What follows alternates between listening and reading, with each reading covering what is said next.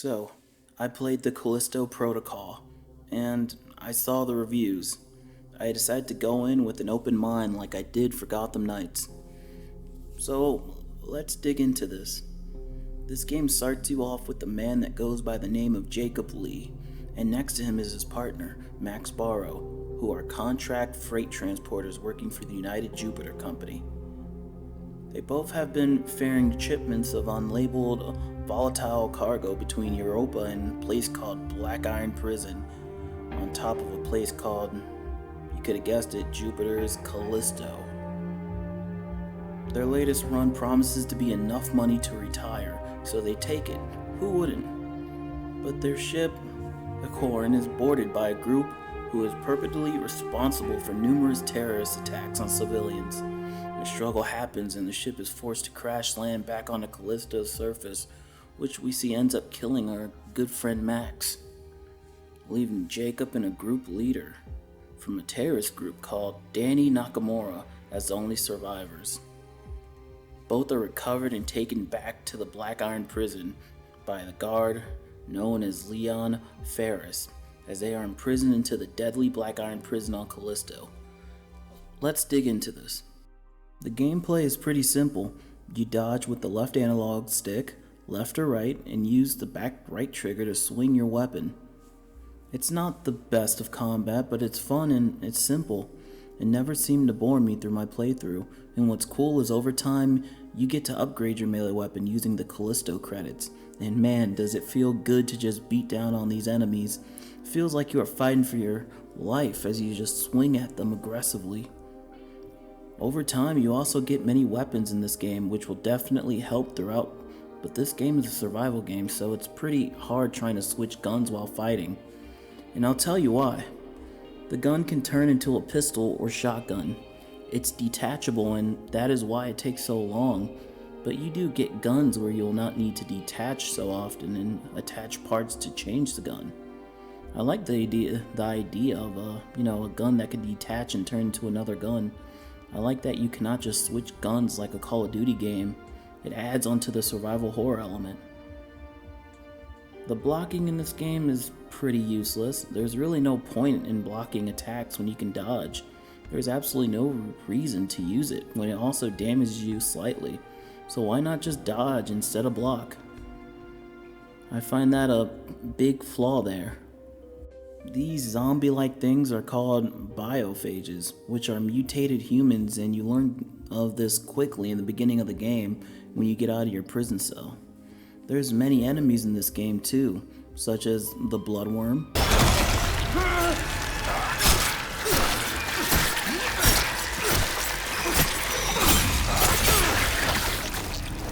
Big Mouth,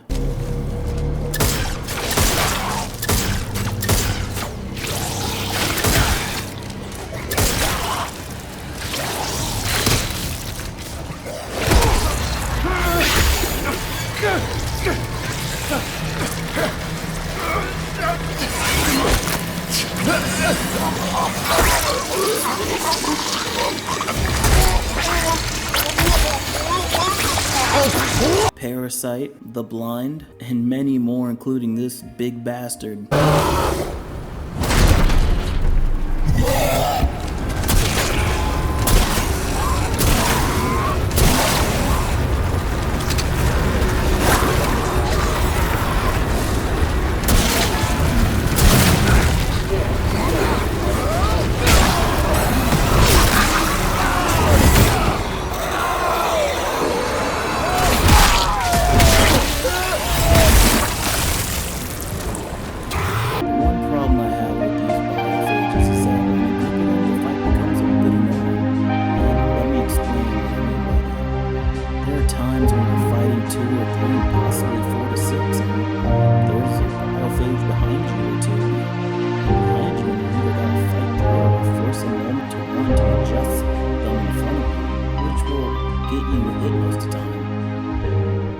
Fighting these enemies is very fun, and over time you just adjust to it all. You get used to the dodging, you get used to the group attacks.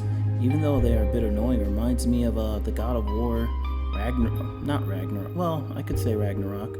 There's, an enemy behind you, with this first-person, third-person camera for an action game, and you're just getting hit or dodged due to the indicator that flashes.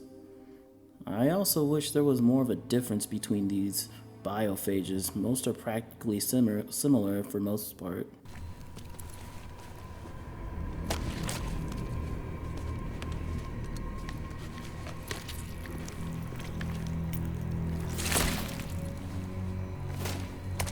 Found one of those gloves that Captain Ferris had. That's a grip. Ask the guards not to use it on us inmates. Yeah, I remember. But it's good. It works on all sorts of things to do. Go on, give it a go. Will do. The telekinesis is one, if not the most useful thing you get that helps you toward the halfway to end point of the game. In this game, it's called a gravity restraint projector, also known as a GRP. It has infinite ammo, and when I say that, it's because it recharges in the game, but it does take time to recharge. The GRP works so well in groups as well as just buying some time to reload your weapon. You also get GRP batteries as an item pickup to get you at full capacity when you are out and low. When you are facing a horde of enemies, a GRP is truly the best thing to assist you in these fights.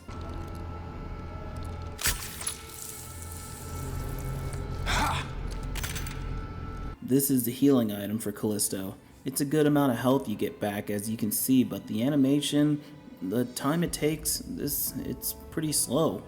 This is only good to use after or before a fight, or even stunning an enemy from a shotgun blast, which is great. The chances of you healing up are just not possible during a fight, and that's a good thing. This is a survival horror game, so healing should not be something easy to do. It should be a struggle, a fight to survive, a fight to win. You must not, or you must use it. Many times in this game I would be low on health, and I just don't use my HP injector because I wanted to save it. Smart decision, and at other times it's just not that smart. This game is really not like Resident Evil or many other survival horror games, and that is not a bad thing, but if I could give an example, I would say The Condemned. It's nice to see them step away from Dead Space and be creative and make a brand new idea with obvious inspirations from Dead Space. Because to be honest, it's a remake or a milked idea being made a lot of these days, and I'd rather just people come up with creativity rather than live off an idea that's been overdone.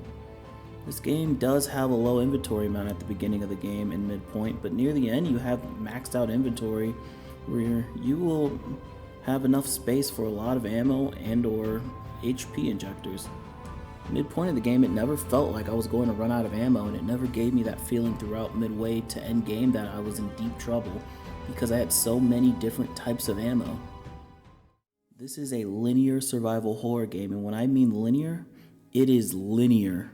There's not much to look around at, and at times in the game you do get second doorways or double doors or double ways that lead to the same place that will rebound you around the first doorway. It's not anything special in the level design department, but it is linear, straightforward game for the most part, and you can hate that depending on what type of survival horror game you like, or you could love it. This game has a decent story, very good acting of course, but just okay characters. I never felt attached or cared about a character in this game until deep nearing the end of the game. However, the prison to Callisto, the atmosphere in this game is just phenomenal, and along with the sound in this game, it is a very high quality in that department. This game leaves you with wanting more of the lore in this game, wanting to know more about space, the enemies, the planets. The graphics are some of the best in this generation, and the death animations are just disgusting. Gore is top notch in the horror department. Just look at this.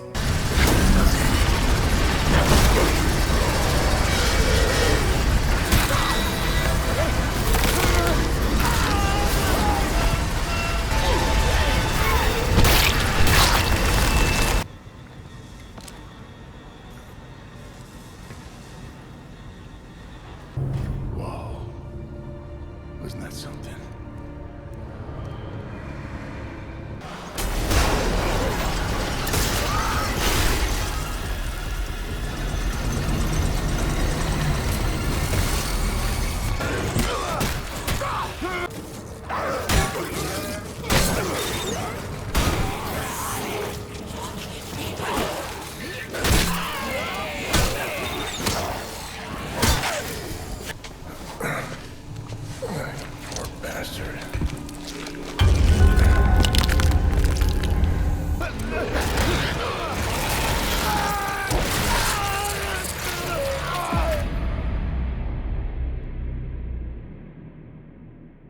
This game takes about 9 hours to 11 hours to beat, which in my opinion is perfect.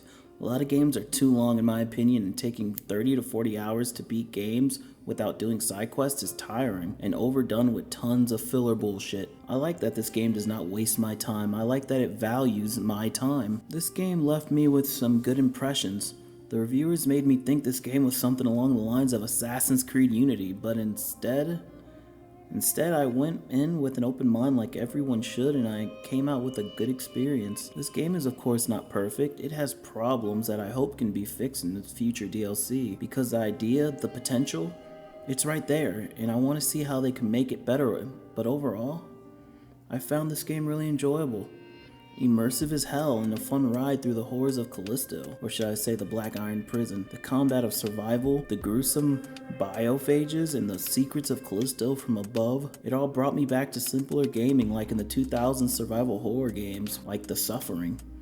Can't wait for the DLC in Callisto Protocol to see what they can improve on and to see more lore and story to progress on.